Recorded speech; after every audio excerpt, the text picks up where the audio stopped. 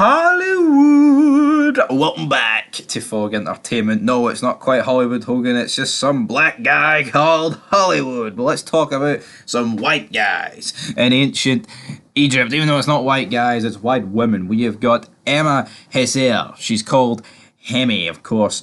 Star Kim Cattrall in Sex in the City, you may know her from, but she's hiding here in a pyramid. She does not want this arranged marriage. She wants true love. But then, after wishing the gods for this, she vanishes into thin air in front of her mother's eyes. And what I really liked about the start of this movie was not so much this part of ancient Egypt, the actual part of the movie in where we got the intro with all like the names and like the cast.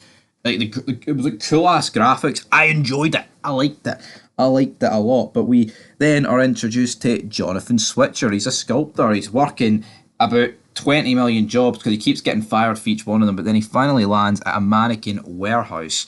Well, I'll say he was at the mannequin warehouse, but he ended up getting fired for that. And when he gets fired for all his jobs, his girlfriend Roxy Shield pretty much tells him to fuck off, brother.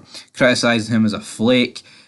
She works in the Illustrate department store, and the weird scene with this is that there's a guy who works with her, she keeps trying to get into her, and then when he finally does, he can't get it up, which I thought was a pretty funny scene, to say the least. Now, this movie did have a budget of $7.9 million, and it actually did $42.7 million at the box office. Now, considering this was 1987, I think that's pretty good. Obviously, money was a wee bit different back then, the whole currency things, but the next morning, what happens when you meet Hollywood? It was funny. It's like, Hollywood, Jonathan, fill your light. I'm fat. Come on, I'm really fat. It's like that weird Al Yankovic song, but Hollywood says, I've been eating too much jelly donuts, Hollywood. I thought this Hollywood character was very funny, to say the least. But Jonathan, he then sees his mannequin in the display window. He's like, holy shit, what is going on in there? So this is how he gets the new job, because he saves the store owner Claire Timpkin from getting injured by her own shop sign. Now the CGI here was pretty bad, to say the least, but anyway, it works. She hires him a job, and then we meet Mr. Richards. But it turns out this guy's actually secretly being paid by Illustrator to sabotage Prince and Company so it can be bought. But Jonathan gets a job. The guy was like, oh, so this guy's owed some compensation. Whips out $5, thinks that'll be enough. But no, Claire wants to give him a job, alright?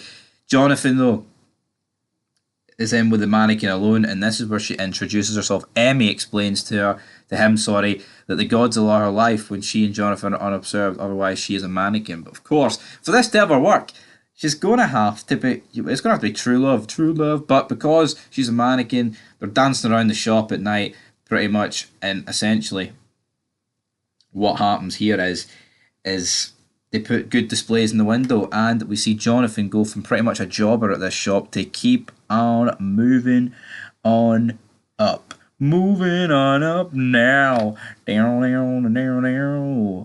We saw G.W. Bailey as Captain Felix Maxwell, a guy who served in the war. He basically was acting as the security guard. He called his dog Rambo.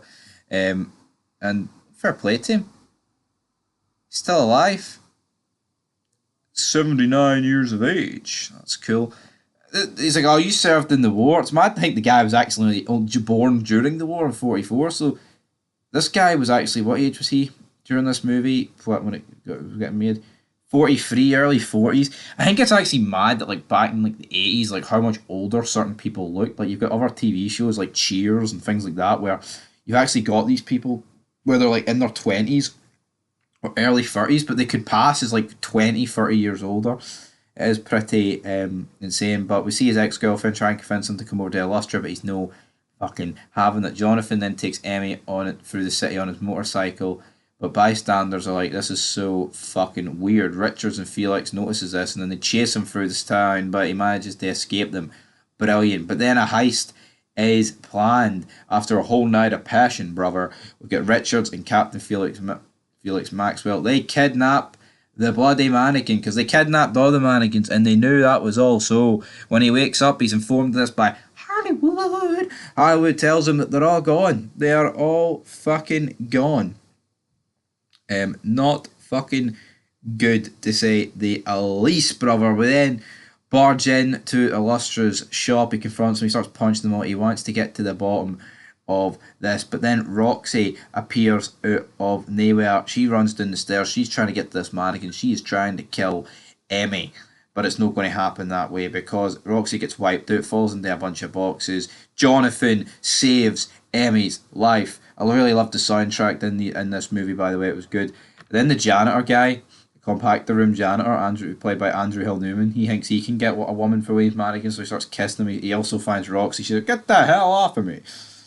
Pretty funny scenes there all around. Hollywood now realizes, holy shit, this is what actually was going on. This mannequin was real the whole time, and then turns out pretty much everyone from Illustra gets arrested. Then in the storefront window, we see the marriage of Emmy and Jonathan Switcher. Don't get it wrong, Jonathan Switcher is a weird fucking guy, alright? So let's get that out there. He's a weird fucking guy. But I still enjoyed this movie. It's going to get a 7 out of 10 for me. It's not the greatest movie I've ever seen. It's a romance comedy. It ticks all the boxes. It's never going to be a 10, but I think a 7 is damn good enough.